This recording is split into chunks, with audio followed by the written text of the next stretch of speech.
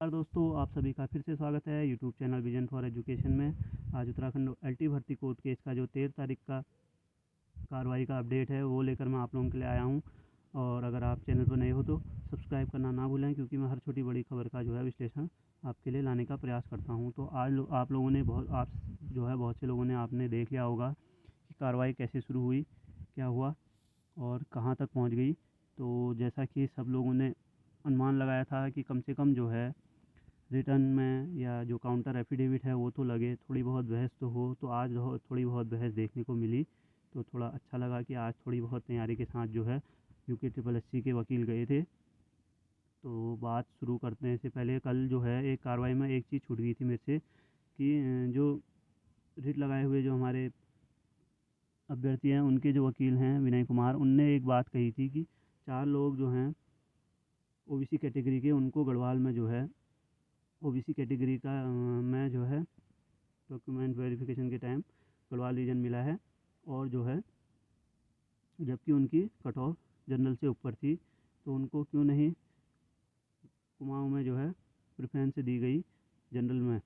तो उसके जवाब में कल उनने यूके ट्रिपल एस सी के जो वकील हैं उनने आलोक पंडित केस का एक उदाहरण दिया था कि उसमें भी प्रेफरेंस जो है जो मांगी गई थी उसके बेस पर ओबीसी कैटेगरी में सेलेक्ट करने की जो बात हुई है, उसका जो है उदाहरण दिया था आलोक पंडित वाले केस का। तो वो कल बात रह गई थी, और जो है जज साहब मैथानी जी ने कहा था कि इसकी जो है अब सुनवाई कल, मतलब इसको सुनेंगे कल। तो आज बात शुरू हुई थी किससे, 293 जो नंबर का केस है हमारा कमलेश कुमार वाला, उससे शुरू हुई। उसमें पूरी लिस्ट की मैथानी जी ने कहा कि उसमें 2 चीज़ें चाहिए थी। एक तो पूरी लिस्ट की बात हो रही थी उसमें, और कैटेगरी चेंज क्यों हुई उसके बारे में जो है चर्चा होनी थी। तो आज जो है केस संख्या जो है हमारे आज नंबर जो था लगा था, नौवां लगा था, 12:30 से जो है कार्रवाई शुरू हुई। तो बात वहीं कल वाले से ही शुरू हुई कि 4 लोगों को जो है ओबीसी कैटेगरी कैसे मिल गई, जबकि जनरल से ऊपर उनका नंबर थे। तो उनको ओपन कैटेगरी यानी जनरल कैटेगरी में आना चाहिए था। ठीक है।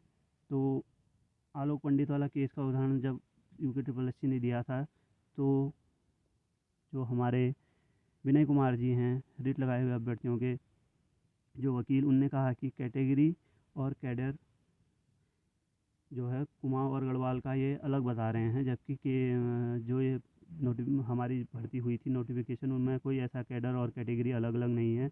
इसमें समान जो है क्वालिफिकेशन है, और कैटेगरी और कैडर को आप गढ़वाल और कुमाऊँ को अलग अलग नहीं कह सकते हो।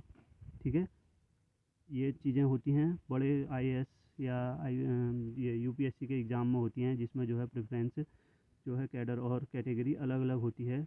आईएएस नहीं मिला तो आईआरएस या आईआरएफ, जो भी अलग अलग कैटेगरी होती है, आईपीएस। तो उसकी बात कही उनने, लेकिन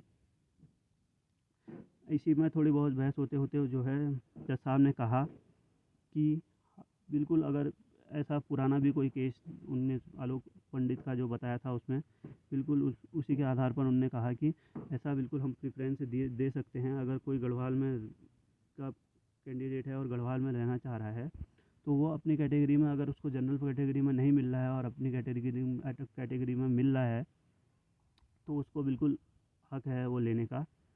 ऐसे पुराने कई और भी केसों में हुआ है ऐसा जो है। एक तो ये बात निकल के आई। ठीक है। तो बहस थोड़ी ठीक ठाक हुई। आज जो है काउंटर एफिडेविट लगाया हुआ था।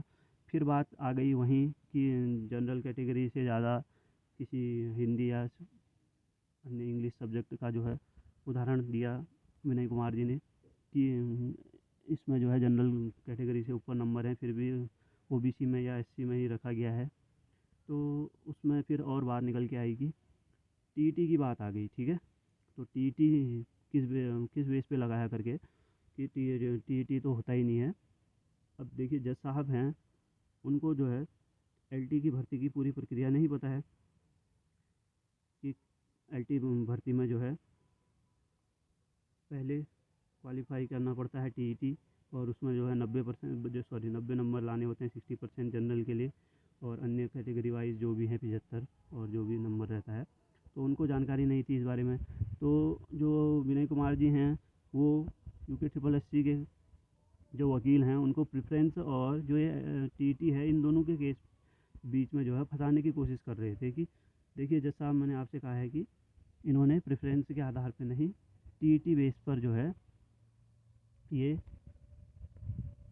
अलॉटमेंट करा है, यानी कि रिकमेंडेशन दी है गढ़वाल कुमाऊं जो भी है ये लिस्ट में। तो एक बार के लिए तो जज साहब भी थोड़ी देर के लिए जो है उनके कहे हुए के अनुसार आ गए थे कि हाँ, टीटी का तो कोई बात ही नहीं हुई है, टीटी का तो कहीं मेंशन ही नहीं है कि टीटी के बेस पर होगा, रिटन एग्ज़ाम के बेस पर जो है लिस्ट में नाम होना चाहिए। लेकिन फिर जब टीटी की बात आगे बढ़ते बढ़ते जब पता चला कि टीटी जो है इसके लिए एक बहुत महत्वपूर्ण एलिजिबिलिटी टेस्ट है, जब जैसा आपको पता चला तो उन्होंने कहा कि बिल्कुल आप यूके ट्रिपल एस के जो वकील हैं बिल्कुल सही कह रहे हैं कि अगर जनरल कैटेगरी में 90% से 90 नंबर से ऊपर वाले अगर क्वालिफाई होते हैं तो जो कैटेगरी वाइज जनरल में आना चाह रहे हैं वो 90 नंबर लाना ज़रूरी है उनका टीईटी में, ठीक है। तो एक बात यहाँ पर को ये निकल के आई कि एक तो टीईटी में जो है जनरल कैटेगरी में आने के लिए आपको 90 नंबर से ऊपर होने चाहिए, और दूसरा जो है जो डॉक्यूमेंट वेरिफिकेशन हुआ है वहाँ गढ़वाल, उस पर भी जो है चर्चा हुई कि उस पर कोई रोक नहीं है, क्योंकि एक बार के लिए एक बार ये भी विनय कुमार जी ने कहा कि देखिए 1544 की पूरी लिस्टें निकलेगी, उसके बाद जो है गढ़वाल और कुमाऊं का जो है बंटवारा होना चाहिए, ऐसा नियम होता है।